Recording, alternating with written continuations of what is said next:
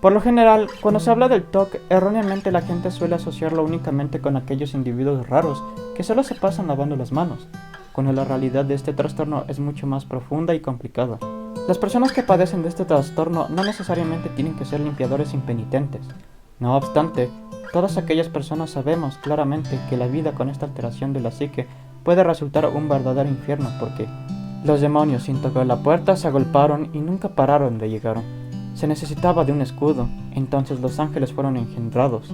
Mas, ay, parirlos implicó imaginación y orden y tiempo y cálculo y concentración. Oh, la propia consunción.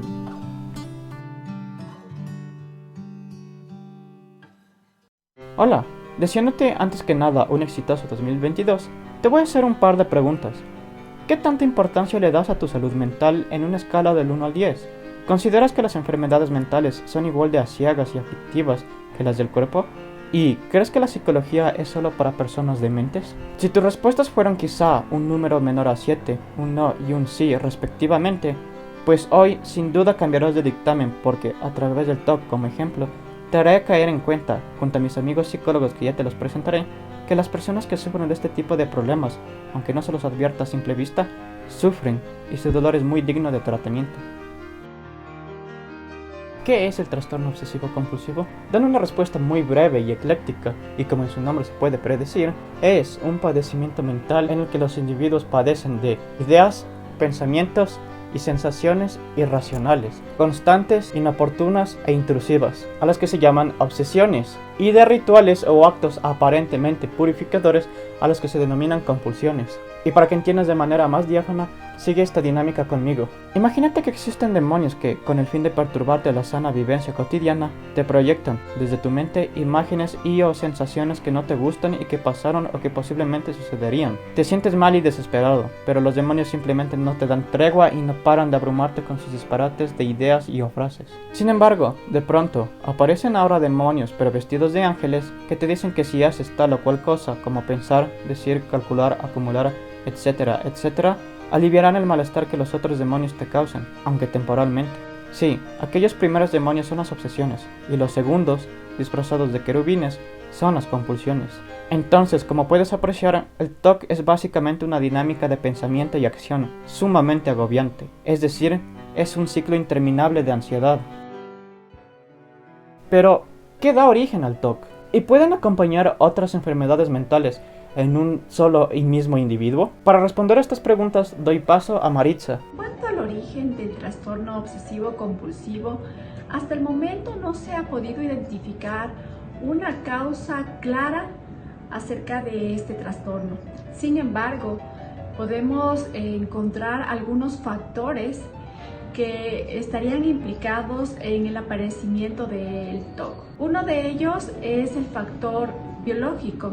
Se ha encontrado evidencia que habría una falta de ciertos neurotransmisores como la dopamina y la serotonina principalmente en el cerebro, ¿no? Habría una pérdida de estos dos neuroquímicos tan importantes para el funcionamiento adecuado del cerebro. Asimismo, podemos encontrar que en neuroimágenes se ha podido evidenciar la afectación de áreas orbitofrontales, una área crítica, crucial en el control y regulación de la conducta, en la toma de decisiones, un área del pensamiento muy importante para la vida del ser humano. Otro de los factores que están implícitos en este trastorno son factores ambientales.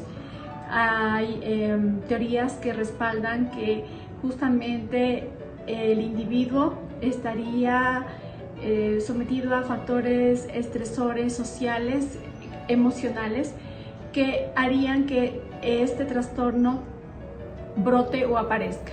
¿Cuándo aparece? Aparece en la mitad de la adolescencia o a su vez hacia el final. En baja incidencia también podemos encontrar que este trastorno aparece en niños. No obstante, en la mayoría de los casos es un trastorno que aparecería entre los 15, 18 hasta los 20 años.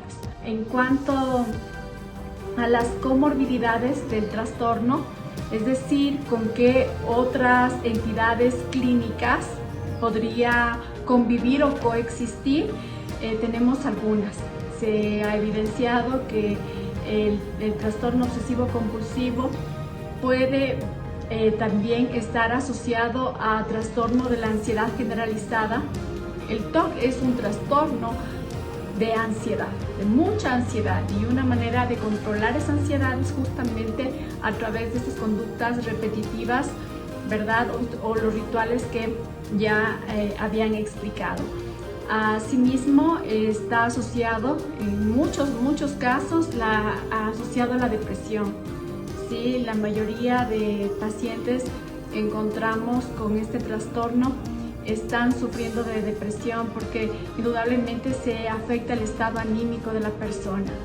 Encontramos casos donde está asociado a trastorno de la conducta alimentaria, a una dismorfia, una percepción inadecuada de sí mismo y otras entidades clínicas. Por eso es tan importante que podamos actuar a tiempo, ¿no? Que podamos identificar los principales signos o síntomas que nos podrían dar cuenta de que una persona está teniendo comportamientos inadecuados, esos comportamientos repetitivos, conductas perseverantes que si son detectadas a tiempo pueden tener un diagnóstico o una intervención temprana que permite y facilita la intervención oportuna.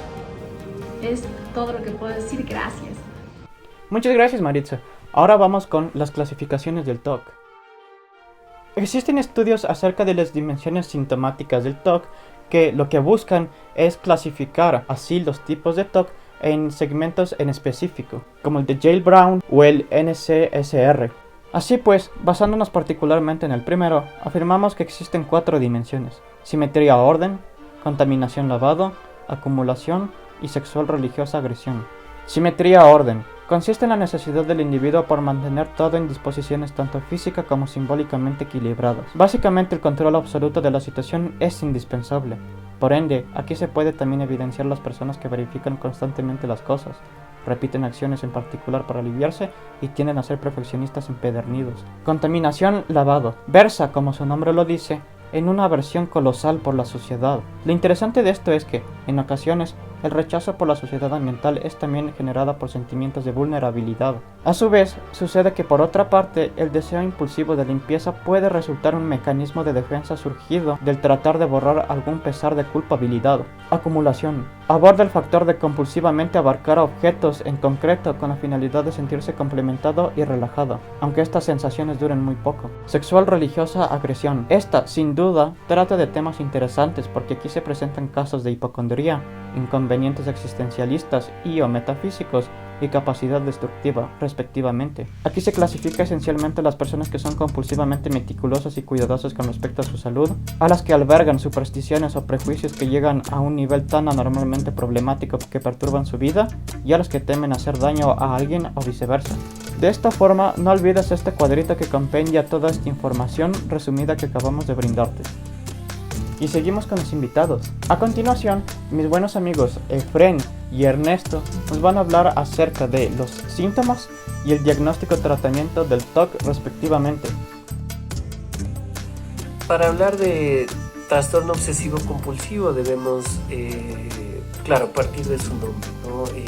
Por un lado están las obsesiones, ¿cierto? Que son pensamientos que en general son recurrentes, persistentes y que de alguna manera causan mucha ansiedad, mucho malestar, ¿no? Y son pensamientos que en general suelen ser, como los llamamos, intrusivos, ¿no? O sea, que vienen, sobrevienen, imposibilitan un poco, o a la persona se le hace imposible contenerlos, solo sobrevienen casi automáticamente, ¿no?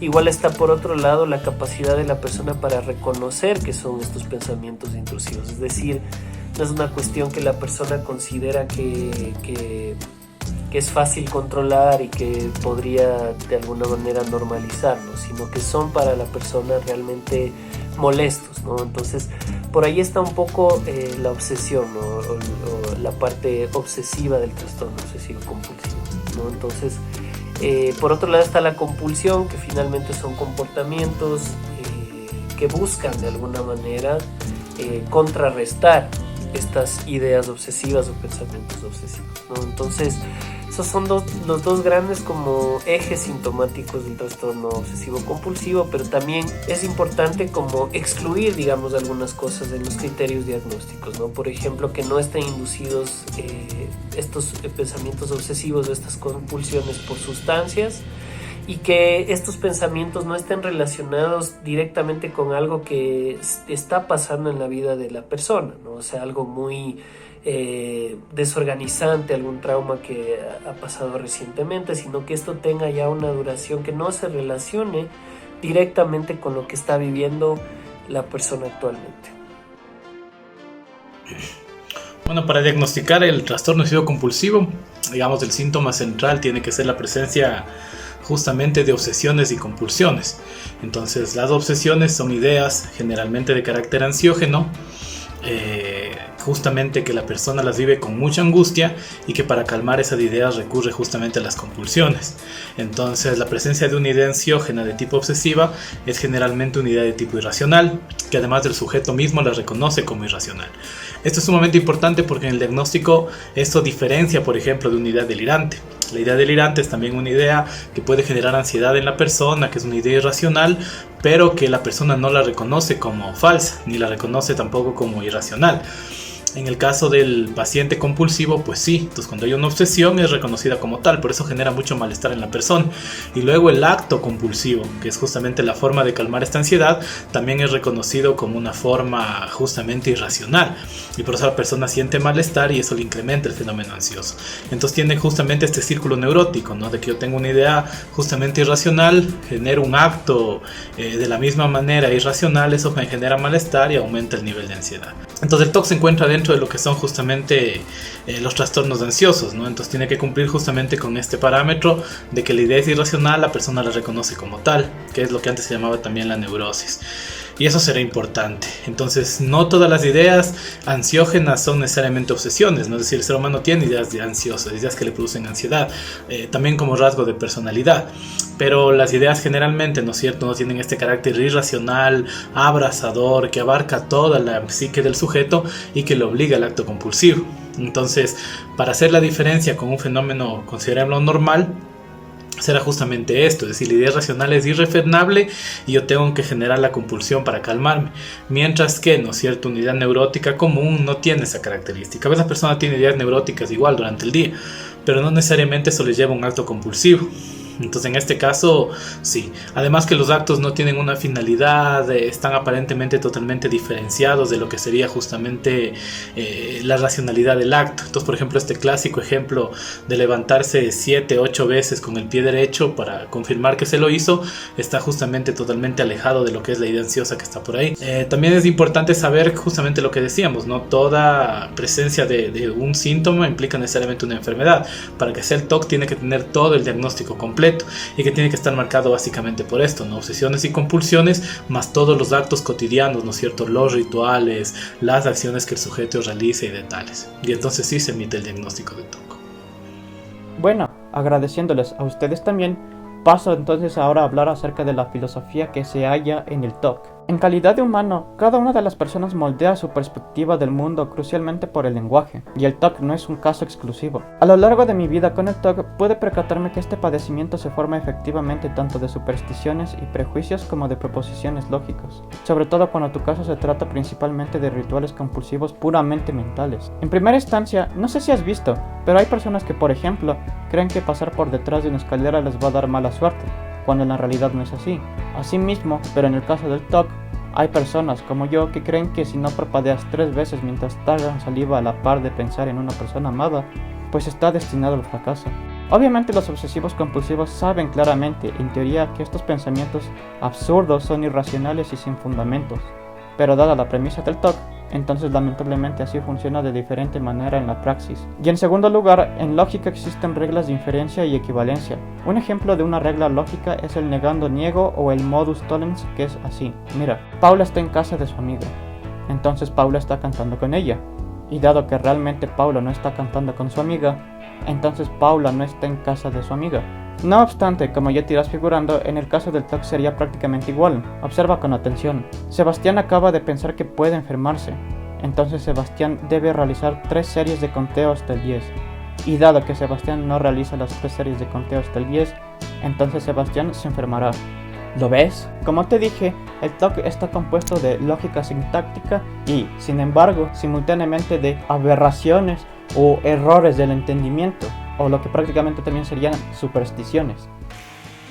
En conclusión, el TOC es una de las enfermedades más incapacitantes a lo largo del globo terráqueo. No en vano a este se le debe tratar rigurosamente con terapia y paliativos, y al igual que un severo malestar físico, puede llegar a ser letal. De hecho, las enfermedades mentales, allende situaciones penosas como el suicidio, conllevan a cosas peores como el abatimiento o el sufrimiento en vida.